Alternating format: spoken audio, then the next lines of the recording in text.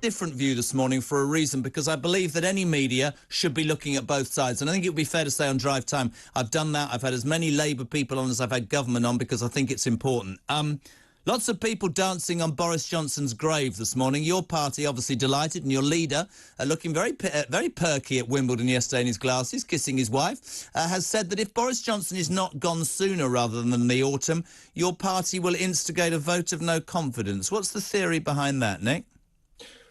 Well, the concern is, Jeremy, that we have this zombie government when we have the urgency of a cost of living crisis. Yeah. Boris Johnson is unfit for office. Why on earth is he being allowed to remain in office? I mean, even suggestions in the newspapers today that it's something to do with a party at Chequers, which would just be extraordinary if you consider the Partygate scandal of recent months.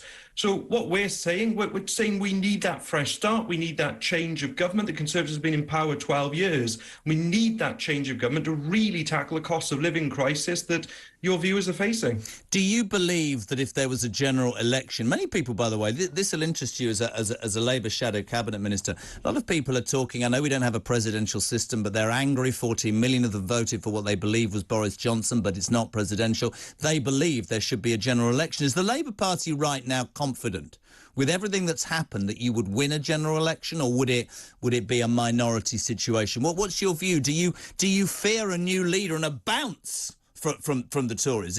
Would you be better to go now when they're on their knees, or if they wait 2 years, does that put you in a weaker position, do you think? No, that isn't the way that we see it. I mean, we've just had the local elections. We've had a by-election in Wakefield when the swing to Labour would give a Labour majority government. But that doesn't mean in any sense that we are complacent. We'll be fighting for every single vote, as we've done since Keir Starmer became the leader. But we've now had this 12 years of economic stagnation, 12 years of declining public services. And the idea that simply changing someone at the top of the Conservative Party is going to make a difference to that, we just don't see. What we need is that whole-scale change of government. But you see, that's the criticism that many true Tories are saying to me this morning. If they're not saying, they're basically saying the Tories have no plan. There hasn't, by the way, been an orchestrated campaign to get rid of Boris Johnson, and they're all backing somebody else. There's about 10 or 12 potentially that could take this. This could drag across the summer with the summer recess. And you're right, the country could be also impotent, not being able to make any new policy changes, etc., etc. That's not good for anybody, is it? I'm not against the idea of a general election for obvious reasons. I've never been a fan of inheriting. I know Boris did, but he went to the country quite quickly. I've never been a fan of inheriting a majority. I think the people should decide, don't you? Yes, exactly. The people should have their say in this, and the issue is that we don't know. The Conservative Party has been complicit in what Boris Johnson has done. They've now left him in office. We don't know the timetable even at the moment for electing a new leader. This could go on for several months, and that's not something that the people of this country can afford at the moment. There are urgent things that the country needs to deal with. People are struggling day by day, and we can't have this just zombie government in place. It's absolutely right.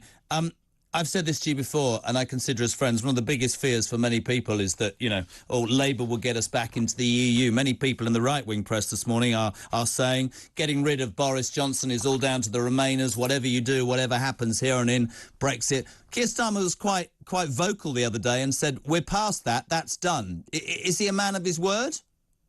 Absolutely. I was there at the speech that he gave on Monday night, Jeremy, when he was absolutely clear that we will not be rejoining the EU, we will not be rejoining the single market, we will not be rejoining the customs union, we will not be going back to freedom of movement. We couldn't be any clearer. What we need to do, and our priority will be, is to put those divisions behind us and to make Brexit work going forward, which is what we need to do.